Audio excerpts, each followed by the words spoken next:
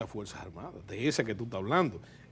Cuando tú quieres articular el pasado, como debe de ser la tradición, y crear un lazo conductor entre las Fuerzas Armadas, es valedero. Lo que pasa es que yo siempre digo, el que no sabe de dónde viene, no sabe para dónde va. Claro, no, y lo decía, recuerda lo que decía Horacio, feliz por tu rerum conocerum causas.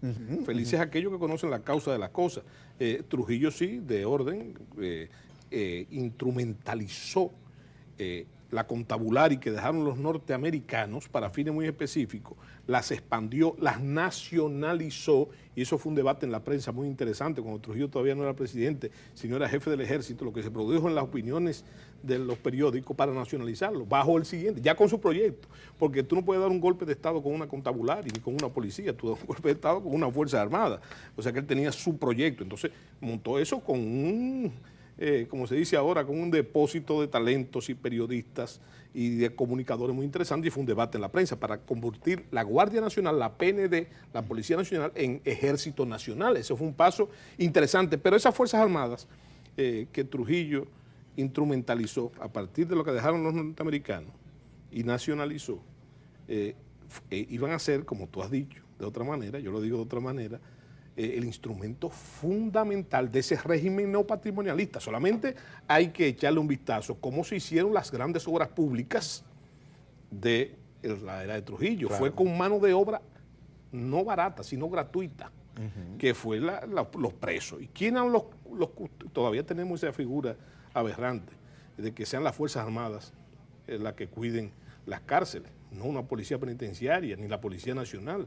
Fíjate que creo que son 31 cárceles todavía del sistema penitenciario que están a cargo del Ejército Nacional. Es una figura del siglo XIX, eso de que el Ejército cuide. Pero entonces no hemos avanzado. Bueno, en ese sentido no. Porque nosotros ¿Y en qué sentido hemos avanzado? Porque a mí, bueno, porque la pregunta... En la única que hemos avanzado, yo creo que ha sido fruto de las escuelas, y por qué no del desarrollo de nuestra democracia, imperfecta, pero de nuestra democracia, ha sido que las Fuerzas Armadas han sido visualizadas, instrumentalizadas, como fruto, vuelvo y te repito, de las escuelas, como un instrumento de la gobernabilidad democrática. Y ese no debería ser así. Debe ser así, ese es el gran cambio, positivo. Lo no positivo es el rezago que tenemos todavía. Estamos caminando entre los escombros de un régimen neopatrimonialista, de una dictadura que desapareció hace 50 años. Y entonces, ¿el pecado es de las Fuerzas Armadas? No, el pecado es de la clase política, que sigue todavía instrumentalizando ese régimen patrimonialista. Y Trujillo, realmente, donde está presente y vivo, es ahí, en el presidencialismo dominicano. Todos los presidentes reniegan, todos, de la figura de Trujillo. Sin embargo, no se privan de sus facultades, ¿verdad? Y entonces eso está presente también en la clase política. Sí, pero ahí hay un elemento en el imaginario de poder está ahí. Pero el imaginario del poder, así como usted le está diciendo, y es una pregunta capciosa, una pregunta incisiva que le voy a hacer, y más que una pregunta, una reflexión. En los años, de Trujillo, posteriormente de Balaguer, y probablemente en los años 70 y 80, el ser militar de alto rango era una categoría. Sí. ¿De acuerdo? Respetado, valorado en la sociedad. Ahora no. No, dilo otro también. Te faltó uno. Temido también. Y temido. Sí, bueno, yo creo que ese es el principio. Es el principio. Sí. Pero yo lo que digo es, ahora mismo, por ejemplo, tú encuentras muchos, no tanto generales, pero coroneles, mayores, capitanes, metidos en lo que son los mayores actos de corrupción, y más que corrupción, contrabando, droga y demás. Entonces yo digo, bueno, pero ¿qué ha pasado?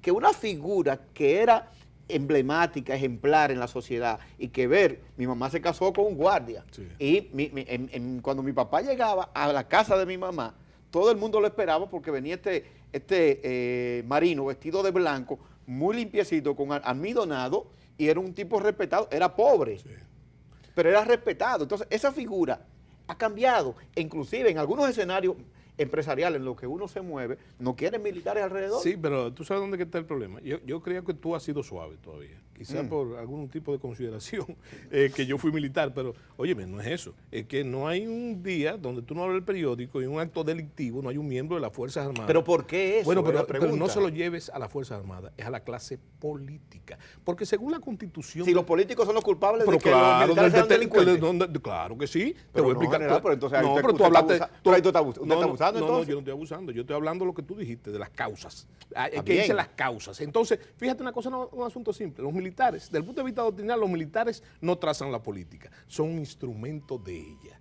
Y de eso estábamos hablando, que el gran logro ha sido servir de instrumento a la gobernabilidad democrática, dejando atrás el rezago del autoritarismo clásico dominicano. Pero hay otra cosa. Yo lo que te estoy diciendo es que según la Constitución de la República, los militares no pueden deliberar, ni siquiera, en ningún caso, dice la Constitución, en ningún caso pueden deliberar. Entonces dependen de la jefatura política del gobierno, pero no del gobierno, sino del presidente de la República, que es su comandante en jefe, su jefe supremo, y que es el hombre que corta el bacalao. Pero entonces usted, en la mesa del poder. No, usted me asusta a mí entonces, no, pero claro. Porque si así, entonces... Todo eso que tú estás viendo ahí, ¿tú sabes cómo se llama? Sí. Se llama que se han burocratizado las Fuerzas Armadas. ¿En qué sentido que estás hablando de eso? Yo creo que la semana que viene estoy cogiendo un avión. No lo cojas. No lo cojas, hay que echar el pleito aquí. Y cuando hablo del pleito, estoy hablando del pleito político, porque la fiebre no es como dice el campesino que no está en la sábana, la fiebre está en la sábana y hay que sacudirla. Pero general, en ese mismo sentido, ¿qué papel entonces juegan los mecanismos de inteligencia, el sistema de inteligencia de las Fuerzas Armadas? ¿Para qué sirve? Es que los sistemas de inteligencia son parte del sistema militar y está subordinado. También. Pero claro. Oye, pero tú, ven acá, tú has leído la Constitución de la República. Pero claro, general. Dice, pero yo estoy hablando como estoy hablando. Pero claro, tengo entonces, que leérmela. Recuérdate, entonces veo que hay cocorícamo en tus palabras. ¿Tú sabes por qué? Pues yo diría ¿Tú sabes por qué? Capciosa sí, la tú sabes por qué. Porque ya dijimos que en ningún caso pueden deliberar, ¿verdad? Pero dicen que las Fuerzas Armadas son fundamentalmente obedientes, subordinadas. Y en ese sentido, entonces, yo creo que más allá de eso, hay una frase que hay que rescatar, y no es dominicana, ¿verdad?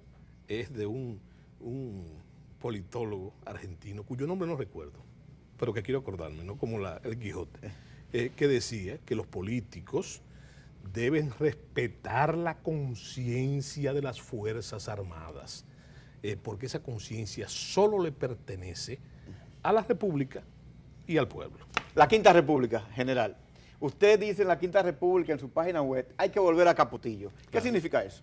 Hay que volver, no es una localidad. No, yo sé lo que es Capotillo. El grito de Capotillo. Hay que volver a ese estado de conciencia. Al grito de Capotillo. Claro, al grito de Capotillo, que es una postura ciudadana y una gran lección cuando se habla de partidos minoritarios alternativos. ¿Tú sabes cuántos hombres participaron en Capotillo? ¿Cuántos? 14. Y uno de ellos ciego, creo. No, ese fue José Contreras. Ese murió antes. Ajá, ok.